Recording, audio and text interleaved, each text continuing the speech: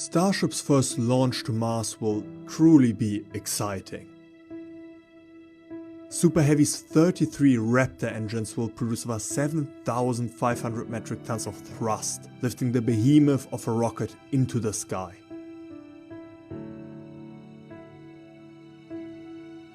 This launch will be so loud that even 8 kilometers away sound levels will still be around 112 decibels. That's like somebody using a chainsaw while standing right next to you.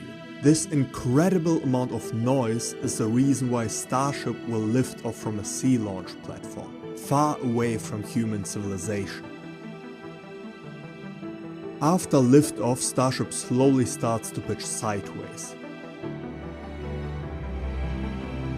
Once Super Heavy has burned through almost all of its 3,300 metric tons of propellant, it separates from Starship. Once in the clear, Super Heavy uses the gaseous methane inside its tank to turn around. It then uses the gaseous oxygen inside its tank to settle the fuel. Once settled, Super Heavy boosts back to the launch pad.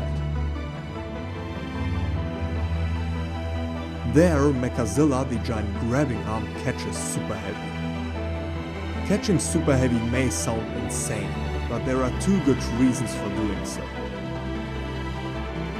The first reason is that Super Heavy won't need landing legs anymore, and a decrease in the rocket's weight means an increase in its payload capacity. The other reason are the powerful sound waves produced by the Raptor engines. Those sound waves are usually not a problem, except when the rocket is close to the ground. During a landing burn, for example, the sound waves get reflected by the ground. Those waves then hit the engine, possibly damaging it. So by catching Super Heavy far off the ground, we reduce the risk of the engines being damaged by reflected sound waves. But what about Starship? After separation, Starship ignites its 3 vacuum-optimized Raptor engines and its 3 sea-level optimized Raptor engines. All 6 are needed for an efficient orbital insertion. Halfway through the burn, the Sea Raptors cut off, leaving the Vac Raptors to do the rest of the burn. Once the apogee has reached the desired height, the engines cut off. At apogee, the Vac Raptors ignite again to finish the orbital insertion. Having now burned through almost all of its 1,200 metric tons of propellant, the Starship is finally in low Earth orbit. It has completed the first part of its journey to Mars.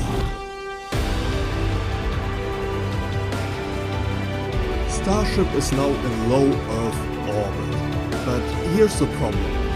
We want to go beyond low Earth orbit. We want to go to Mars, and for that Starship has to be fully fueled. So before even launching the crewed Starship that is supposed to go to Mars, the tanker variant is launched into low Earth orbit.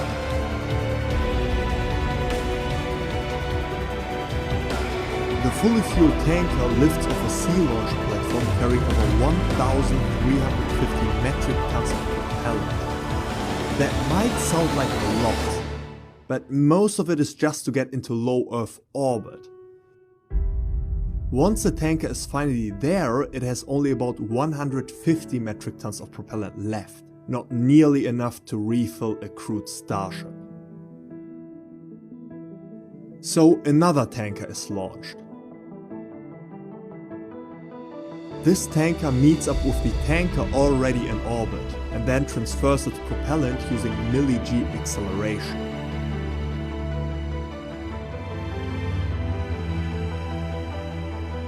It then undocks and goes back to the launch pad.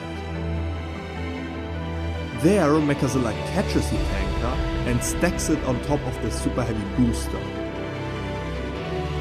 The stack gets refueled and launched again.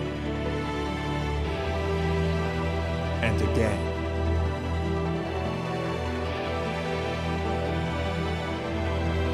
And again.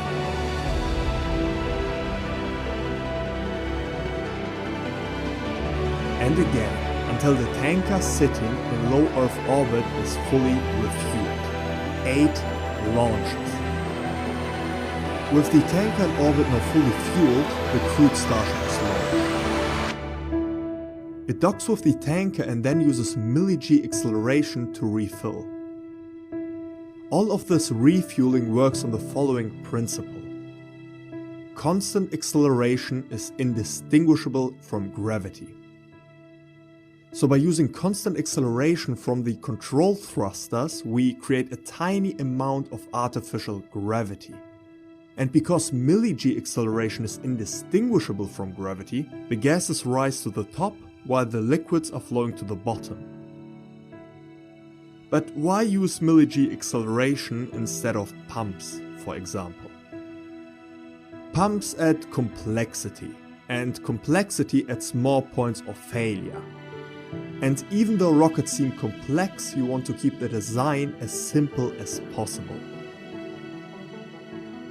The best part is no part, the best process is no process, it weighs nothing, costs nothing, can't go wrong.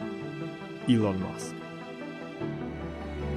With Starship now being fully fueled, it undocks from the tanker. It then fires up its 3 vacuum-optimized Raptor engines, injecting itself into an Earth-Mars transfer trajectory. It took a total of 10 launches, but Starship is now finally on its way to the Red Planet.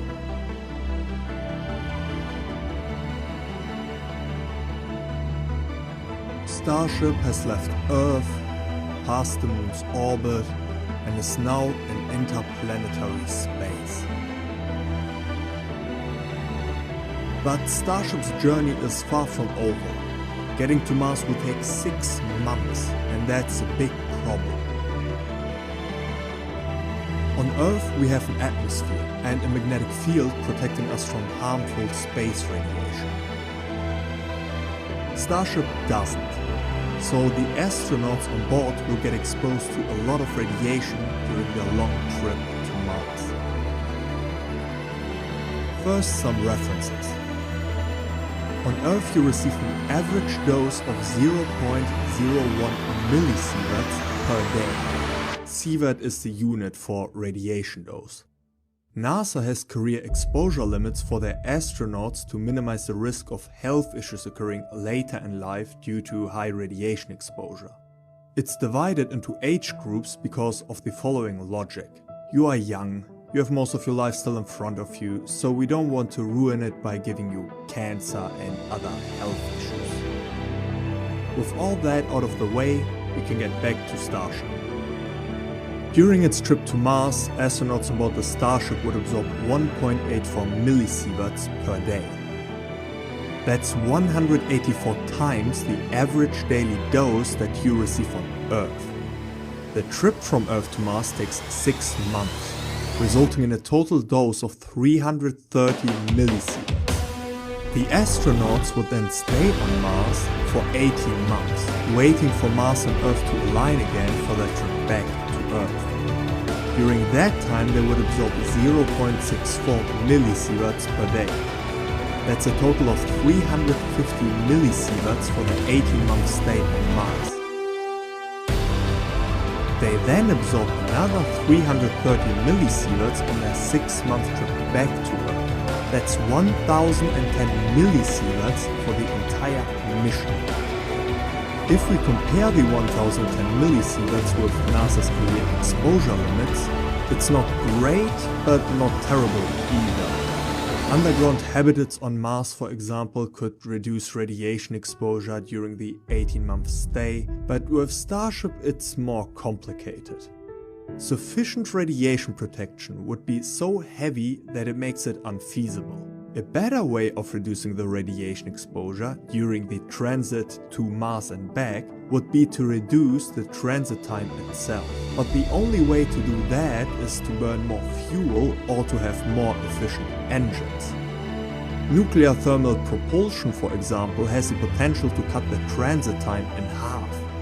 And half the travel time means half the radiation dose. But finding the ideal solution is difficult. Additionally, radiation is not the only problem. The other problem is propellant boil off. Starship's propellant is cryogenic, meaning that it has an insanely low boiling point. In interplanetary space, there's no place to hide from the sun's heat, so the propellant in fact starts to boil inside Starship's tanks. That's bad, because we need that propellant to land on Mars. One solution is insulating the tanks, but that adds a lot of unnecessary weight. Think about it. We are insulating the entire tank to protect that tiny amount of propellant. The better solution is to have smaller insulated tanks dedicated to the landing propellant. Those smaller tanks are Starship's header tanks, and besides solving the boil-off issue, they have two other advantages. For Starship to land on Mars, it has to perform the belly flop maneuver.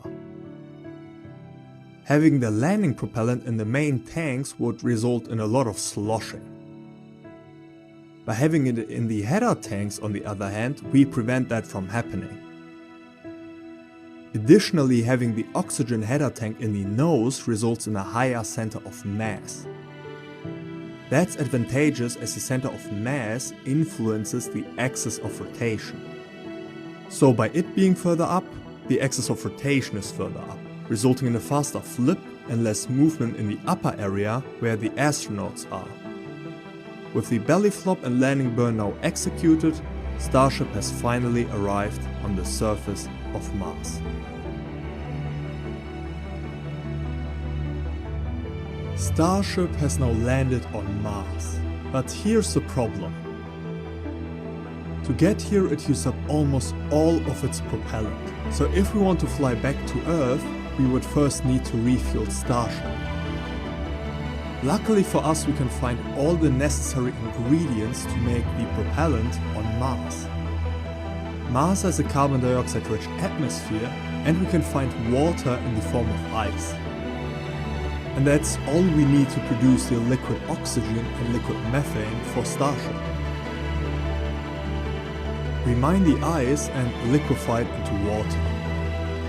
We then turn the water into hydrogen and oxygen through a process called electrolysis. The oxygen is then liquefied and stored so that the Starship can use it later. We now have a leftover of hydrogen, but that hydrogen will come in handy in the next step. To produce methane, we use the Sabatier process. For that, we take carbon dioxide out of the atmosphere and add the hydrogen from before. We end up with methane and water. We liquefy the methane and store it, and add the water to the electrolysis from before to make even more oxygen and hydrogen. Just look at this beautiful process. Nothing gets wasted.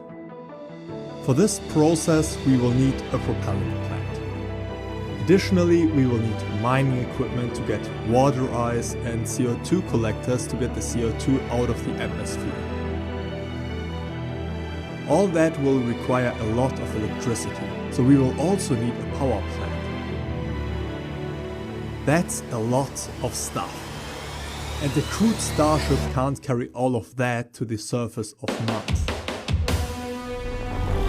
We always hear that Starship will have a payload capacity of 150 tons, but that's for the cargo version. A crewed Starship includes private cabins, large common areas, storage, solar storm shelters and more.